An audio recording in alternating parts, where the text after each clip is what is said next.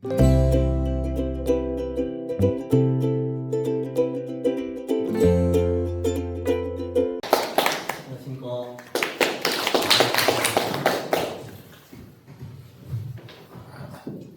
네, 다시 한번 인사드리겠습니다. 대화감정평가원의 강호진입니다.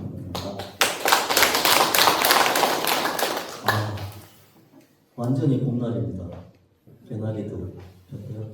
오늘 이 자리에 저희 이제 담당 다른 평가사님하고 같이 왔는데 평가사님께서 들어오시더니 그렇게 말씀을 하시네요. 목동을 이곳을 자주 다니다 보니까 정말 살기 좋은 곳으로 느껴진다. 그렇게 얘기를 합니다. 여러분들은 거기에서 살고 계시고요. 또 앞에 지금 향후에 재개발 사업을 앞두고 있으니까 지금보다 훨씬 더 개선된 그런 주거 환경 속에서 예? 네.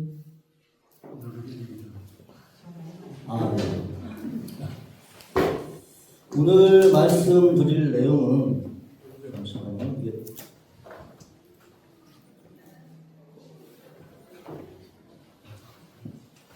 저희 감정평가와 관련된 사항인데요. 저는 항상 설명회를 다닐 때 1시간 정도 일찍 와서 쭉 주변을 한번 돕니다. 오늘도 마찬가지로 돌아가는데 여러 가지 저희 의견, 다른 의견들이 있으신 것 같아요. 그러다 보니까 예정지구 지정되고 현재까지 좀 지구 지정, 본지구 지정 받는데 어려움이 있으시는 걸로 알고 있는데 사업마다 다른 의견, 반대 의견이 없을 수가 없습니다. 왜 그러냐면 여러분들이 같이 사업을 하시면서 생각이 하나일 수가 없거든요.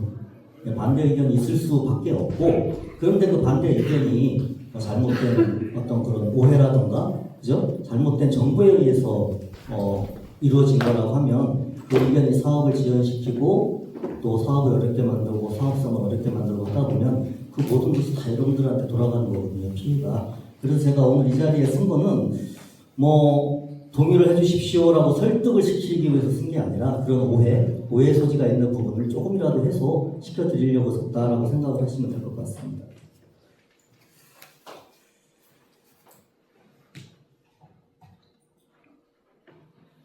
저는 현재 대화감정평가원에 소속이 되어 있고요. 제 17대 한국감정평가사협회 감정평가 기준위원장 등을 역임을 했고 또 최근에 저희 신길이 도시공동택법학사 보상평가를 실질적으로 제가 완료를 했기 때문에 어떻게 보면 감정평가 관련한 부분에 있어서 여러분들이 궁금해하시는 사항에 대해서 좀 더 현실적이고 실무적으로 말씀을 드릴 수 있을 것 같습니다. 오늘 주로 말씀드릴 내용은 우선 감정평가는 딱딱합니다. 사실 여러분들 저희 도시공동택법학사업이 아니었으면 감정평가라는 용어 자체를 들으실 기회도 없었을 것 같은데요. 그런 감정평가에 대한 걸 간단히 말씀을 드리고 저희 그동안에 재개발 과정에서 가장 오해가 많은 부분에 대한 물건별 감정평가 기준에 대해서 말씀드린 다음에 그 사업에 있어서의 감정평가는 어떻게 이루어지는가 그리고 제일 궁금해하시는 그럼 도대체 내 땅은 얼마나 어떻게 보상이 이루어질 것인가에 대해서 말씀을 드리는 시간을 갖도록 하겠습니다.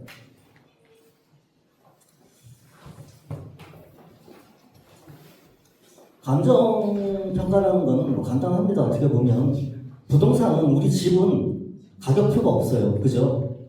그러다 보니까 저희가 여러분들이 모여서 하는 사업에 있어서는 항상 갈등이 있기 마련입니다. 그렇기 때문에 그 가격표가 없는 부동산의 가치를 산정을 해서 어떻게 보면 화폐 단위로 표현하는 그런 업무라고 보시면 될 것 같고요.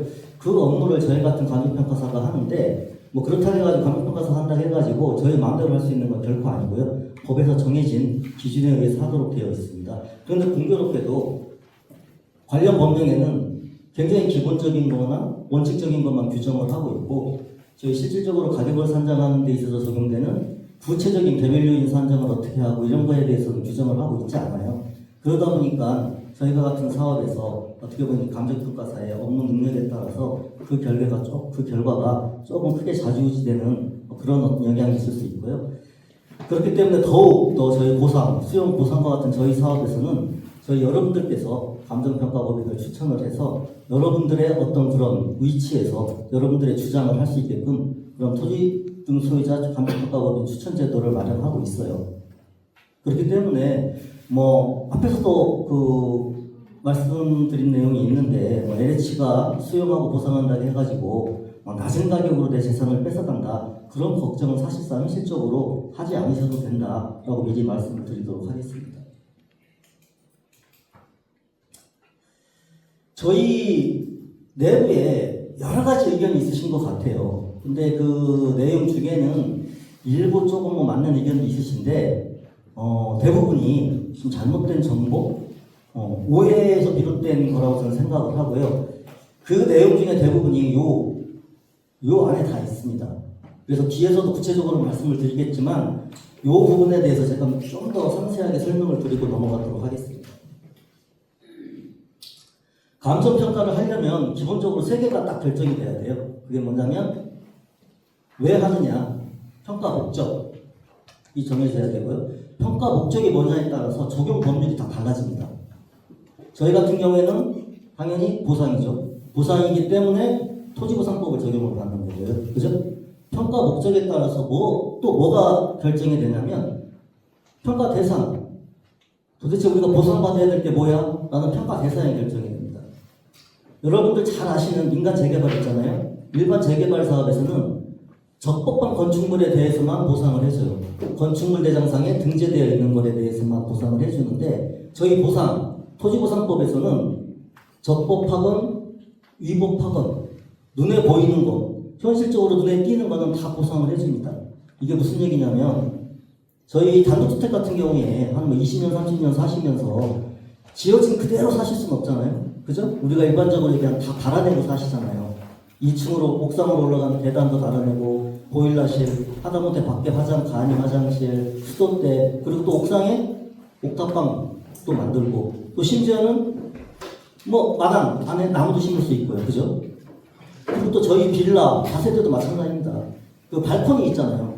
발코니 다 확장하잖아요. 그죠? 확장해서 쓰고 계시죠? 근데 사실 이 발코니는 건축규정상에 나와 있는 건 아니거든요. 그래서 저희 민간 재개발에서는 건축물 대장상에 나와 있는 면적 100에 대해서만 100제곱미터에 대해서만 평가를 해줘요. 근데 저희 보상에서는 눈에 띄는 건 다 해주기 때문에 그런 것들 뭐 담장이든지 계단 이런 것들이라든가 혹은 저희 빌라에서도 발코니 낸 그 부분 있잖아요. 그거에 대해서도 보상을 해줘요. 그렇기 때문에 어떻게 보면 평가 대상에 있어서만큼은 민간 재개발보다 조금 범위가 넓다. 그래서 그게 뭐 그렇게 크진 않다고 하더라도 여러분들한테 조금이라도 더 도움이 된다라고 말씀을 드릴 수 있고요.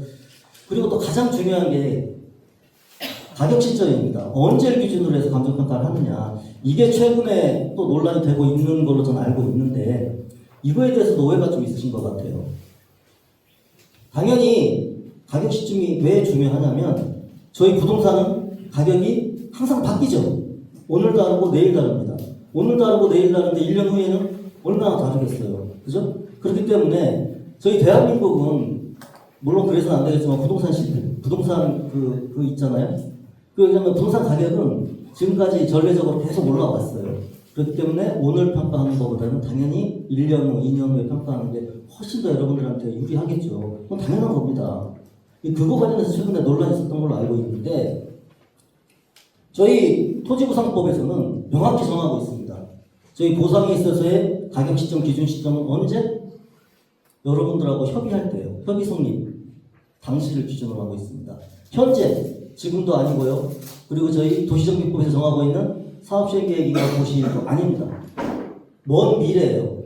그게 몇 년이 될지도 모릅니다. 2년이 될지 3년 후가 될지도 모르겠지만 어쨌건 먼 장래를 기준으로 해서 감정평가를 한다. 라고 이해를 해주시면 될 것 같고 이 부분에 대해서는 제가 뒤에 별도로 한번 말씀을 더 드릴게요. 그리고 또 중요한 게 이 부분에 대해서도 오해가 있으신 것 같아요.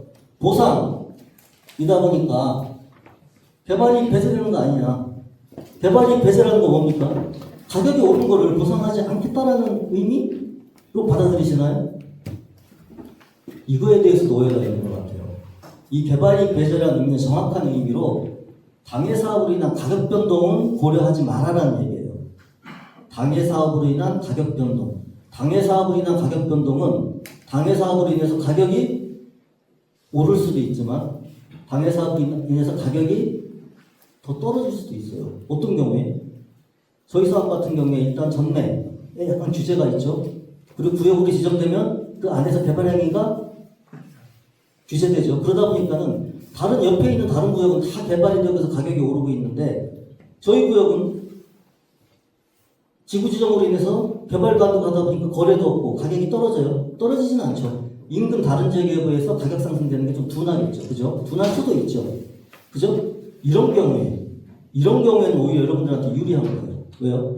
당해 사업으로 인해서 가격이 더 오르는 거는 생각하지 말고 인근 많이 오른 다른 지역의 가격을 기준으로 평가해라, 보상을 해라 라는 게 요 규정이에요. 그래서 여러분께서 중요하게 생각하시는 요 부분에 대해서는 제가 뒤에 조금 더 상세하게 말씀을 드리도록 하겠습니다. 그리고 이제 그러면은 저희 구역 내에는 항상 논란이 있어요. 어디 가나 마찬가지입니다. 저희 구역뿐만이 아니에요. 단독주택 가지신 분, 그죠? 또 상가 가지신 분, 빌라 엘리타 세대 아파트 가지신 분들 간에 어떤 약간의 이해관계 대립이 있을 수밖에 없는데 거기에도 약간의 오해의 소지가 있습니다. 그 오해의 소지가 발생하는 이유는 아주 간단해요. 여기 보시면 요게 저희가 얘기하는 단독이라고 생각을 하세요. 근데 옆에 똑같은 게 있어요. 근데 이거는 이건 다세대예요. 저희 동네 다니시다 보면 있잖아요. 바로 옆집하고 똑같아요. 뭐든지. 계단 들어가면 1호, 2호, 3호, 4호 있고, 그죠? 있는데 똑같은데 건축물 대장을 들여다보면 이건 다가구예요. 이거는 다세대. 그죠? 겉에서 보긴 똑같은데 감정평가할 때는 전혀 다르다. 다가구는 저희가 일반적으로 얘기하는 단독주택입니다. 단독주택 평가는 어떻게 이루어지냐면은 밑에 깔고 있는 토지 가격 평가하고 위에 건물 가격 평가해서 플러스예요. 특히 논란이 되고 있는 토지 가격 평가할 때는 공시지가 기준법으로 평가를 하도록 되어 있습니다. 그런데 저희 아파트 빌라 1, 다세대는 어떻게 평가한다? 토지 건물 일체로 해서 거래사례 비교법으로 평가를 하도록 되어 있어요. 이러다 보니까 오해를 하시는 것 같습니다. 왜? 거래사례는 뭡니까? 시세잖아요, 시세. 얘는 시세대로 평가를 하고, 얘는 공시지가 기준으로 하나요? 공시지가 뭡니까? 저희가 생각하기에 일반적으로 낮죠? 시세보다. 그러다 보니까 단독주택은 공시지가 기준법으로 평가하니까 우리가 생각하는 시세보다 낮게 평가가 된다. 그래서 단독이나 상가 가지신 분들이 불리하다. 재산 가치를 더 낮게 평가받을 수 있다. 이런 우려를 하시는 것 같아요. 근데 그거는 전적으로 오해다. 이건 제가 감정평가 그리고 또 지금 경력으로 따지면 거의 30년 동안 이 정비사업 쪽 업무를 하고 있는데 이거는 명확히 말씀을 드리고 있습니다. 이건 오해예요. 그게 왜 오해인지 그 내용에 대해서 제가 뒤에서 별도로 말씀을 드리도록 하겠습니다. 토지감정평가 저희 단독주택 같은 경우에요. 저희 토지보상법에 보면 공시지가를 기준으로 되어 있어요. 공시지가를 기준으로 되어 있는데 공시지가를 기준으로 평가할 때는 어떻게 하라라고 되어 있냐면 이렇게 되어 있어요. 표준지 공시지가 곱하기 쭉쭉쭉 나간 다음에 뒤에 빨간색 있죠? 그 밖의 요인을 보정을 해라. 표준지 공시지가를 기준으로 하되 그 밖의 요인을 보정을 하도록 법에 되어 있어요. 제가 만든 게 아니라 이게 법에 되어 있어요. 이 그 밖의 요인이라는 의미는 뭐냐면 쉽게 말하면 인근 시세가 2천만 원인데 공시지가는 1,000만 원으로 되어 있어요. 보통 그렇잖아요. 한 2분의 1 정도로 공시가 되니까 그 정도로 되어 있어요. 이런 경우에 공시지가인 1,000만 원을 기준으로 평가를 하되 시세 차익을 그 밖의 요인으로 보정하라는 얘기예요.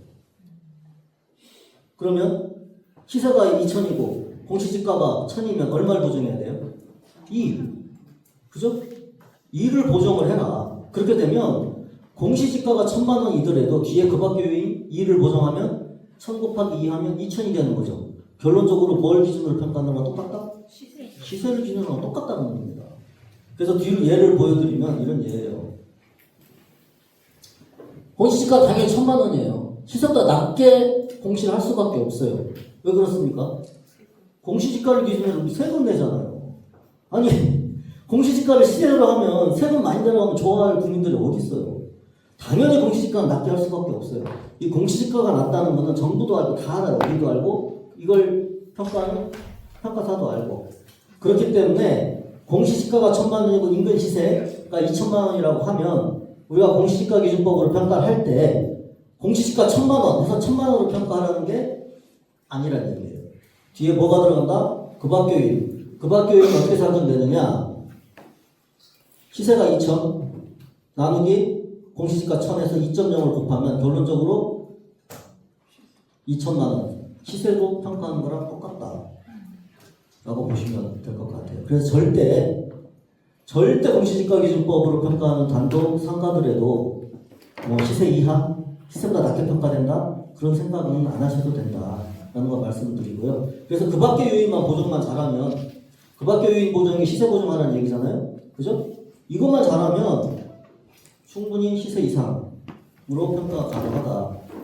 그리고 제가 며칠 전에도 저희 똑같은 도시공공택법법 사업 설명회를 다녀왔어요. 다녀왔는데 뭐 미리 그런 말씀 나올 것에 미리 말씀을 드리는데 거짓말하는 거 아니냐라는 말씀을 하시는데 제가 실질적으로 신기리를 담당을 했고 지금까지 현재 보상평가가 이루어져서 협의가 완료됐거나 진행되고 있는 사업장이 한 6개 사업장 돼요. 가까운데 가깝습니다. 신길이. 시간 됐을 때 사무실 한번 가서 확인해 보세요. 너무 쉬운 일입니다. 그거는. 그래서 절대 거짓말이 아니다라고 말씀을 드리고 또 하나가 이게 이제 이런 거 이게 저희 사업구역이죠. 그죠? 저희 사업구역인데 이 안에도 이게 이 빨간색으로 되어 있는 거 빨간 꿀물뱅이 이게 표준지나 표준지 이게 표준지고요. 그리고 파란색으로 되어 있는 거 잘 안 보이시나? 이 파란색으로 되어 있는 것들이 다 거래사예요. 그래서 요 박스를 크게 해서 보시면 여기 보시면 이게 표준지 공시지가거든요. 만약에 요 땅을 평가하면 요걸 기준으로 해서 평가를 할 거예요.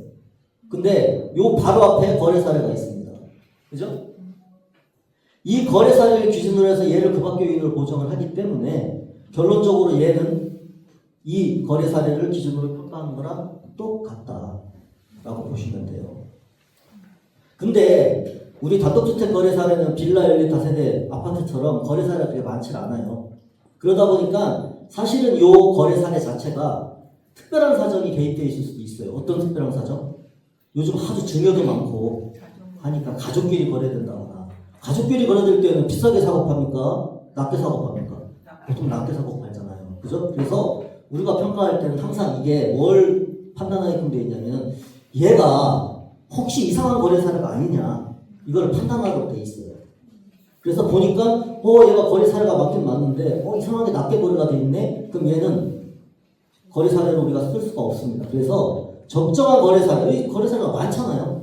그렇기 때문에 적정한 가격 수준, 적정한 거래 사례를 찾을 때까지 계속 사례 구역을 확대해서 저희가 적정선을 판단하기 때문에 어떤 이런 혹시나 이런 거래 사례 중에 이런 이상한 거래 사례가 있더라도 걱정하실 필요가 없다.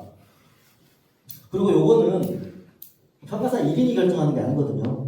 뒤에서도 말씀드리겠지만 저희는 보상 같은 경우에 보통 3개 감정평가본이 같이 들어와서 평가를 해요. 그렇기 때문에 서로 그런 오류라든가 이런 거에 대해서 크로스 체크가 가능하기 때문에 이런 사례라든가 이런 거를 잘못 선정할 그런 어떤 개연성은 극히 낮습니다. 이게 이제 저희 실질적으로 다른 구역 평가한 실질적인 사례고요. 그리고 또 하나 걱정하시는 게 이제 건물이에요. 저희 단독이나 나가거나 뭐 상가 같은 경우에 보통 몇 년 되셨을 거예요? 한 30년? 그렇게 걱정하시더라고요. 30년 되면 이제 집값 오는 거 아니냐. 그럼 그냥 제로네. 이렇게 생각을 하시는데요. 그것도 그렇게 걱정하실 필요가 없어요. 뭐냐면 저희 건물은 원가법으로 평가를 하도록 되어 있어요. 원가법이라는 건 뭐냐면 간단히 말씀드릴게요. 지금 내 집이 있어요. 내 집을 지금 이 시점에 새로 지으면 얼마에 지을 수 있냐? 새 집을 짓는다고 했을 때 예를 들어서 1억이 들어요. 새 집 짓는데 1억이 드는데 내 집이 한 번 지으면 한 40년 동안 쓸 수 있는데 이미 20년 전에 지어서 20년을 썼어요. 그럼 남은 수명이 반이죠. 반이면 그 쓴 거는 기존에 자기가 사용했으니까 그건 안 주고 남는 금액 반에 대해서만 보상을 하겠다. 1억이면 1억의 반은 얼마입니까? 5천만 이렇게 보상하겠다는 의미예요. 그렇기 때문에 저희가 이제 보통 내용연수, 저희 연화조, 벽돌조 집을 보통 내용연수를 40년을 보는데, 그럼 만약에 여기 계신 분들 40년 지난 좀 집은 가치가 없느냐? 제로겠네. 이렇게 생각하시는 경우가 있더라고요. 있는데 그렇지 않습니다. 저희는 최소 잔존율이라는 걸 적용을 해요. 집이 아무리 40년이 됐더라도 지금 살고 계시잖아요. 효용 가치가 있다는 거니까 한 뭐 25% 내지 30%는 내용연수가 40년 다 지냈더라도 가치가 있다라고 판단을 해요. 판단을 하고 또 하나 여러분들이 이 자리에 오셨으니까 이 좋은 날씨에 시간 내서 오셨잖아요. 그러니까 요거 정도는 좀 이해하고 하셨으면 좋겠다 싶은 게 뭐냐면 한번 예를 들을게요. 20년 전에 내가 지은 집이에요. 집 졌어요. 단독주택을 100평입니다. 그 당시에 20년 전에 지을 때 200만 원이었어요. 평당. 그러면 2억 들어 지었죠. 그죠? 내용연수가 40년이면 반을 썼잖아요. 그럼 얼마에 보상해야 돼요? 2억이면 2억에 반 1억? 이렇게 보상한다? 이것도 아니에요. 이것도 잘못된 거예요. 여기에서의 이 제조다람과는 20년 전에 지은 이게 아닙니다. 아까 말씀드렸죠? 지금 지을 때 얼마냐는 거예요. 지금 지을 때. 그럼 요즘 단독주택 공사비 올랐잖아요. 단독주택 다가구 지을 때 보통 얼마 듭니까? 600만 원, 700만 원 평당? 그죠? 600만 원이라고 하면 반 남았으니까 결국 지금 남은 가치는 얼마다? 300만 원. 300만 원 곱하기 100평 하면 3억 원 보상이 돼요. 그래서 옛날에 2억이 지었다고 해서 1억 보상하는 게 아니다. 오히려 20년 전에 지은 신축 금액보다도 더 받을 수가 있다. 라는 얘기고요. 그래서 건물 같은 경우에도 제조량과 현실화에 따라서 충분히 시세 보상 가능하다라고 생각을 하시면 되겠어요. 그리고 뭐 구분 건물 저희가 얘기하는 뭐 아파트나 빌라 달린 연립 다세대를 얘기하는 건데 이런 건 너무 잘 아시니까 인근에 있는 거래 사례를 선정을 해서 여러 가지 가격 형성 요인을 비교를 해서 평가를 하게 됩니다. 하게 되고 요게 저희 이제 구역, 이게 저희 구역이고요. 그리고 여기가 이제 거래 사례, 실거래 사례. 보시면 아까 제가 초기에 말씀을 드렸죠. 당해 사업으로 인한 가격 변동은 배제하겠다라는 의미가 뭐냐면 보세요. 이게 똑같이 요 기간 동안에 거래된 거래 건수인데 저희 구역 내에는 그렇게 많지 않아요. 이게 뭐 때문에? 당해 사업으로 인해서 거래라든가 이렇게 제한되다 보니까 거래가 적으면 어떤 현상이 발생을 해요? 시세 현실화가 좀 늦잖아요. 그죠? 근데 이 옆에 것들이 아니죠. 옆에 구역은 거래사가 엄청 많잖아요. 그럼 얘네들은 다 시세를 반영하면서 가격이 형성됐을 거란 말입니다. 그죠? 그러면 어떻게 보면 여기에 있는 것보다 우리 가격이 낮을 수도 있어요. 일정 기간 지나면. 근데 저희 토지보상법에서는 보상 가격을 산정을 할 때 당해 사업으로 인해서 가격이 낮아진 거는 고려하지 말아라 라는 얘기예요. 인근이 가격이 올랐으면 오른 가격대로 평가를 해라 라는 게 우리가 얘기하는 개발이익 배제에 대한 오해다 라고 생각을 하시면 될 것 같아요. 이게 저희 이제 실제 제가 맡았던 신길이 도심공특권 실제 저희 부분 건물 평가 사례입니다. 이렇게 외부 요인, 건물 요인에서 위치, 똑같은 빌라더라도 어디에 위치했냐, 역에 가깝냐 아니냐에 따라서 가격이 틀릴 수도 있고요. 또 노후도 몇 년 지났냐, 그죠? 뭐 그런 것들에 따라서 제가 가격을 판단을 해서 전체 위치라든가 노후도라든가 규모라든가 대지 지분 비율 뭐 이런 걸 다 감안을 해서 가격을 산정을 한다. 그리고 이것도 충분히 시세 이상으로 보상이 실질적으로 됐습니다. 궁금하시면 신길이 한번 가보세요. 사무실 인터넷 치면은 다 위치 나오니까 가서 거기 대표 뭐 위원장님도 계시고 하시니까 한번 여쭤보시면 될 것 같습니다. 그러면 저희 이제 도시공복합사업에서의 감정평가는 어떻게 이루어지느냐에 대해서 말씀을 드리면 이게 저희 일반적인 사업 절차라고 보시면 돼요. 뭐 이렇게 자세히 보지 마시고 그냥 저희 지금 예정지구가 이때 지정이 됐잖아요. 그죠? 2025년 12월 16일 지정이 됐는데 아직 지구 지정이 안 되고 있죠. 지구 지정이 안 되고 있는데 저희 지구 지정이 되고 나면 바로 설계 시공사 선정 단계에 들어가요. 공모가 들어갑니다. 근데 이것도 저희 사업시행자 LH가 선정하는 게 아니에요. 여러분들이 저희 전체회의에서 선정하도록 되어 있어요. 선정하도록 되어 있고, 이게 끝나고 나면 이제 사업계획 승인이 곧바로 들어가고요. 사업계획 승인이 들어가면 그 뒤에 이제 감정평가가 실시가 돼요.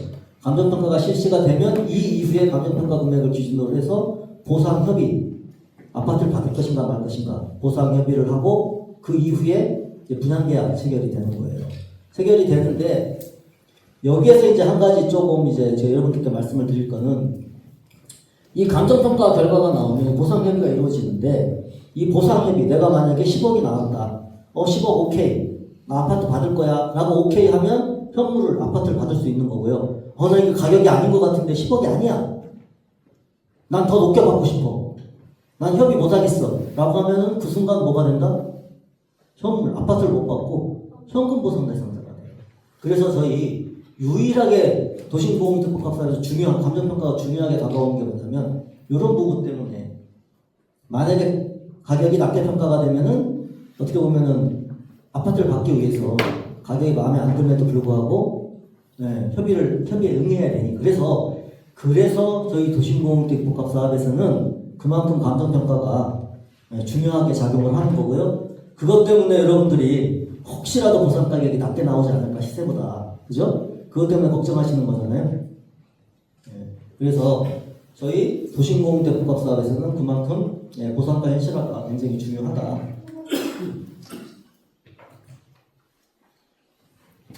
요거 좀 간단히 말씀을 드리고 가고 싶어요. 도심공공주택복합사업이 그러면 어떤 사업이냐, 뭐 저보다 더 잘 아시겠지만 말 그대로 이게 복합이잖아요, 복합. 짬뽕 사업입니다. 뭐와 뭐에? 저희 일반적인 민간재개발 사업하고 또 잘 아시는 택지개발 사업 할 때 전면 수용하는 거 있잖아요. 그죠? 수용하고 보상하는 이 두 개를 합해놓은 거라고 보시면 돼요. 그래서 이 전면 수용 택지개발 방식에서는 보상금을 현금으로 주고 그리고 그냥 끝이에요. 그죠? 근데 저희 같은 경우에는 만약 그렇게 되면 억울하죠.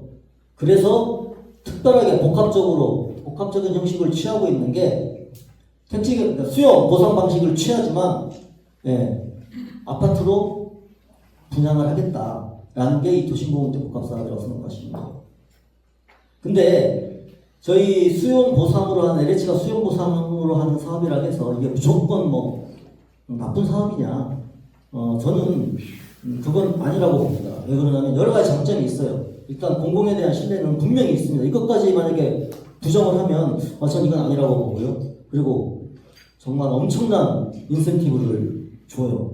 주고 여러 가지 행정적인 절차 간소화가 되다 보니 사업기간이 정말 굉장히 실례를 들어볼까요?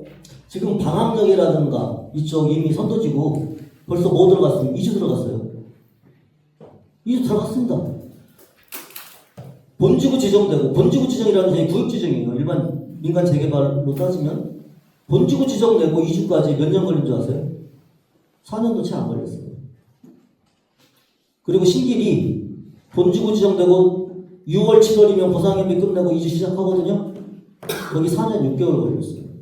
어떤 재개발 사업에서 구역 지정되고 2주까지 5년도 채 안 걸리는 사업장이. 그래서 어쨌건 이런 여러 가지 장점이 있다.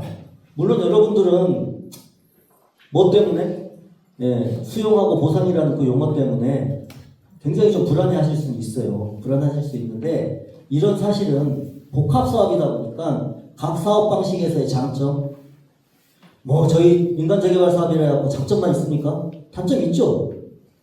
없을 수가 없잖아요. 그죠?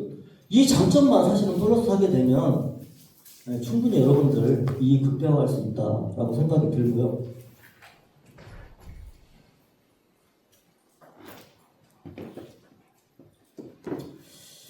요 부분은 이제 그냥 뭐 간단히 아시라고 말씀을 드릴게요. 저희 이제 물론 저희 보상가도 중요하지만 저희 조합원 분양가, 우선 분양가도 중요하거든요. 그래서 우선 분양가가 어떻게 결정되는지만 알고 넘어가시면 될 것 같습니다. 우선 분양가는 간단해요. 이 사업은 LH가 이익을 남기는 사업이 아닙니다. 이익은 제로예요, 제로. 그래서 총 사업비하고 총 수입이 같아지는 구조. 그래서 쉽게 저희 민간재개발에서는 관리처분이잖아요. 비례율 방식에 의하죠. 그 비례율을 얼마로 맞추는 거다? 100. 비례율이 100인 사업이다라고 생각을 하시면 돼요. 그래서 총 사업비가 100이라고 하면 저희가 아파트 지어서 저희 조합원들한테만 분양하는 게 아니잖아요. 일반 분양도 하잖아요. 그죠? 일반 분양 수입이 60이다. 그러면 그 나머지 차에 100에서 60을 뺀 모자라는 부분. 이게 저희 여러분들 조합원 분양가가 되는 거다라고 생각을 하시면 되고, 요 가격과 요 가격의 차이, 그게 우리가 일반적으로 얘기하는 할인율이다라고 생각을 하시면 돼요. 그래서 총 사업비가 동일하더라도 사실은 공공분양수 일반 분양가를 더 높게 받을 수 있으면 여러분들의 조합원 분양가도 그만큼 낮출 수 있다.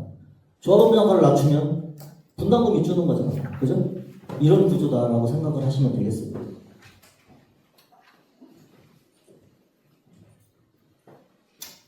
이제 다음으로 요 말씀을 드리고 싶은데요. 제일 궁금해하시는 사항입니다. 저도 신길이 현장에 투입이 돼서 감정평가사를 납품한 게 1년 정도 걸렸어요. 그래서 현장 조사만 한 2개월, 3개월 했고요.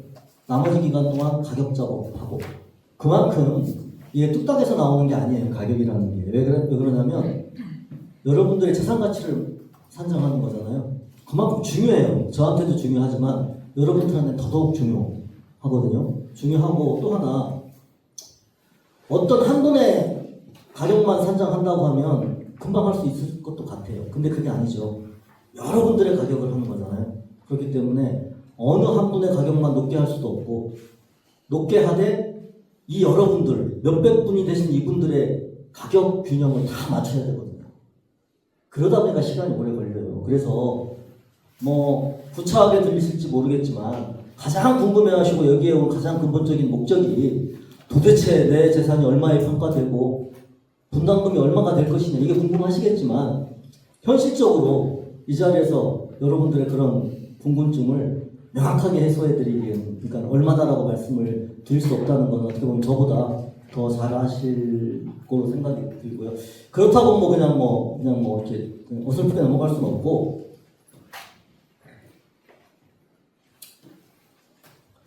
요 얘기는 제가 다른 구역에서 이 감정평가 설명을 할 때 요청을 받았던 거예요. 심지어 뭐냐면, 지금 이 자리에서 얼마에 해줄 거야, 그거를 약속할 수 있어, 그거 못하면 감정평가법인 선정 안 해주겠다 라고 말씀을 하시는 데도 있어요. 저는 다녀놓고 얘기합니다. 그럼 뽑지 마세요. 이 자리에서 여러분들한테 그런 얘기를 한다는 건 넌센스입니다. 넌센스. 아까 말씀드렸잖아요. 지금 가격이 아니에요. 3년 후가 될지 4년 후가 될지 모르는데 그때 가격을 제가 신도 아니고 이 자리에서 얼마 명확하게 얘기할 수 있다? 뭐 거짓말이죠. 그죠? 그리고 설사 가격을 알더라도 이걸 제가 이 자리에서 말씀을 드릴 수 있을까요? 지금 유튜브로 다 나가고 있고 끝나고 나면은 다 누구나 볼 건데, 감정평가는 저 혼자 하는 게 아닙니다. LH에서도 뽑고요, 시에서도 뽑아요. 저 혼자 하는 싸움이 아니에요. 근데 여러분들 가격을 높게 평가한다고 하면서 어떻게 평가할 건지, 그거에 대한 방법, 이걸 다 알려주고 가라고요? 그거는 이미 적은 아니지만 다 내 전략을 다 노출시키고 가는 거잖아요. 그런 싸움을 할 수 있나요? 할 필요가 없죠. 그건 이제 싸움을 시작하기 전에 이미 지고 가는 게임이기 때문에 절대 그런 얘기를 여기서 할 수도 없고, 신길위에서도 어떻게 그렇게 평가했냐고 물어봐요. 그 얘기할 수 있나요? 못하죠. 왜 못하죠? 그렇게 설명을 드렸는데 왜 못하죠? 말씀을 드리면. 아니, 왜냐면 네. 질문은 제가 네. 설명 끝나고 네. 말씀드리도록 할게요. 이게 저희 사례예요. 신길이 지고 가장 궁금한 게, 가격을 추정할 수 없으니까 일반적으로 말씀하시는 게, 그럼 도대체 개별 지가의 몇 배야? 건물 빼고요. 토지만 말씀하시는데 그 밖의 요인 보증, 아까 시세 보증이 가장 중요하다고 했잖아요. 그죠? 이런 형식을 통해서 우선 시세 보증이 되고요. 저희 구역 내에 있는 표준지 시세 보증한 요율을 보면 뭐 2.42배부터 쭉쭉쭉 해갖고 이런 식으로 이제 시세 보증이 된다라고 생각을 하시면 될 것 같고요. 요게 저희 이제 그 빌라 다세대 아파트 평가한 사안인데 이제 요 같은 경우는 공시지가는 의미가 없어요. 빌라 1, 다세대는 공시지가 대신에 저희 공동주택 공시가격이라는 게 있거든요. 그죠? 그걸 기준으로 했을 때 그거에 이거 물론 밑에 써 있죠. 공시가격 대비 비율이라는 건 지역이라든가 물건에 따라서 다 다를 수 있지만 하나의 예를 드는 거다라고 생각을 하시면 될 것 같고요. 이렇게 뭐 짜고 잘 안 보이시겠지만 공시가격이 뭐 2.42배부터 해서 3.3배 이렇게까지 보상이 됐다라고 생각을 하시면 되겠습니다. 요게 지난번 5월에 25년 9월에 제 LH 주민설명에 있던 나온 자료인 것 같아요. LH에서 이렇게 여러분들한테 물론 여기도 추정이에요. 그죠? 추정이긴 하지만 이렇게 다세대는 뭐 전용면적 24평 기준 했을 때 요 정도 된다. 이렇게 이제 얘기를 했는데 보시면 이게 그러면 정말로 여기에 제시된 금액이 현실 가능한 금액이냐라고 봤을 때 요게 지금 현재 시점에 있는 저희 24평형 수준에 되는 발레 그죠? 그 다세대 주택의 실거래 단가입니다. 이 실거래 단가를 기준으로 했을 때 LH에서도 지금 시점으로 기준을 추정한 게 아니에요. 2029년 기준으로 했습니다. 그래서 2029년까지의 시점 수정등을 반영했을 때 이 정도 나오고 요 단가에다가 24평을 곱했을 때는 이 정도 가격이 추정이 된다. 그래서 보시면 어느 정도 충분히 현실이 가능하다라고 말씀을 드리고 싶고요. 그리고 한 장이 더 넘어가고 있어요. 잠깐만요. 저희 단독주택 같은 경우에도 마찬가지입니다. 단독주택 같은 경우에는 48평을 기준으로 했더라고요. 48평 기준 했을 때 건물가에 미포함했을 때 이 정도 수준 했는데 마찬가지로 조사 시점 했을 때 이 정도 수준은 충분히 가능하다. 근데 이거는 건물가에 미포함이에요. 그러다 보니까 건물을 감안했을 때에는 건물을 감안하면 위에 지상 건물 감안하면 토지 평당 한 300만 원 정도가 플러스가 되는 것 같아요. 신길이 한 걸로 봤을 때는 그랬을 경우에는 충분히 이것보다도 플러스 알파가 가능하다. 그리고 저희 근린생활시설도 마찬가지입니다. 근린생활시설은 이쪽 뭐 안쪽에 보면은 주상, 그러니까 1층은 뭐 상가 쓰고 2, 3층은 뭐 주택 쓰고 이런 경우 있는데 그런 경우 막 큰 길가로 봤을 때 이 정도 단가로 지금 거래가 되고 있어요. 이렇게 했을 때 뭐 34억 이 정도 얘기했는데 이 정도는 충분히 가능하다라고 생각을 하시면 되겠습니다.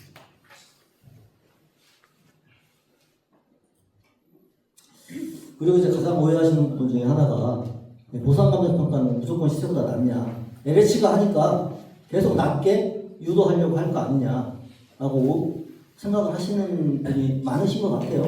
뭐 그렇게 생각하실 수 있습니다. 과거에 계속 이렇게 왔으니까. 근데 제가 신길이를 직접 담당한 평가사로서 말씀을 드리면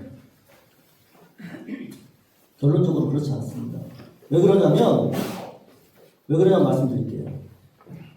저희 보상은 그동안 LH가 해왔던 일반 보상과는 달라요.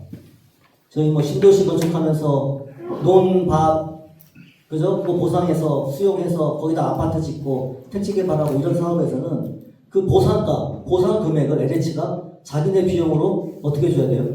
다 돈으로 줘야 돼요. 현금으로. 그죠? 부담이죠. 직접적인 부담이에요. 그러다 보니까 사업비를 아끼려고 보상 단가를 계속 낮추려고 할 수밖에 없어요. 근데 저희는 이게 LH 사업입니까? 아니에요. 저희 사업이에요. 저희 재개발에서도 신탁으로 하는 경우 있잖아요. 그죠? 똑같아요. 신탁 대신 LH가 하는 거예요. 저희 사업이에요. LH 저희 보상금액 10억이라고 해서 여러분들은 10억 드리는 게 아니에요. 그거 나중에 분양가격에서 까는 겁니다. 공시하는 거예요. 그렇기 때문에 LH는 자본 부담이 없어요.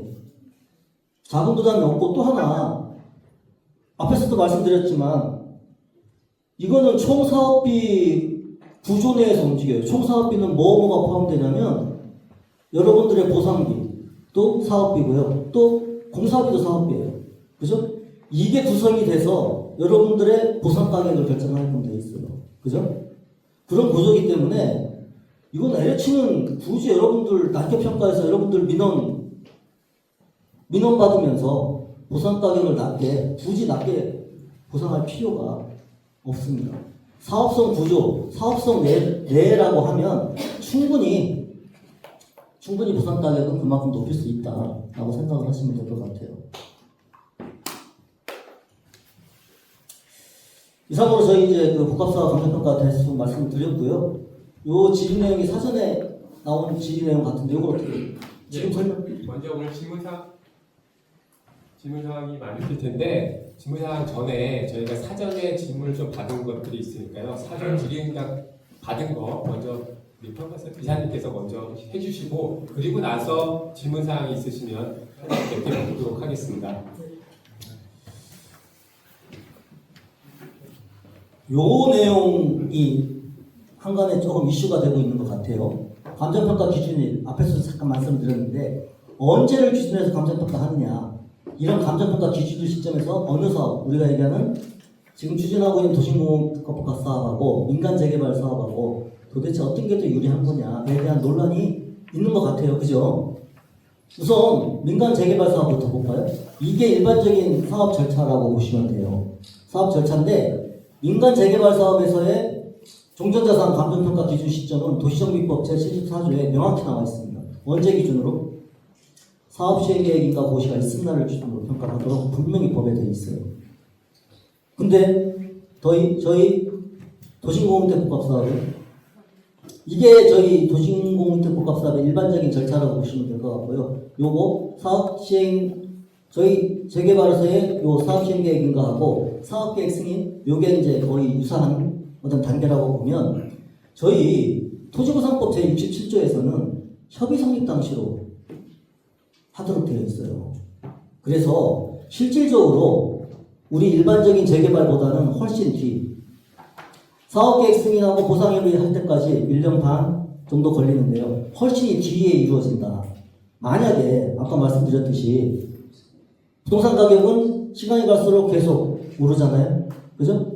오르기 때문에 굳이 그렇게 얘기해서도 안 되지만 가격 시점이 뒤로 가는 게 훨씬 더 유리한 사업이다라고 하면 단연코 저희 도심공원택복합 사업이 훨씬 뒤에 있다.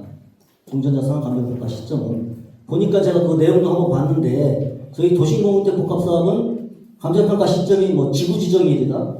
지구지정일 기준으로 해서 가격이 올랐으면 앞으로 더 끌어들여서 뭐 예정지구지정일로 기준으로 해서 평가한다라고 얘기를 하는데 그건 정말로 오해십니다.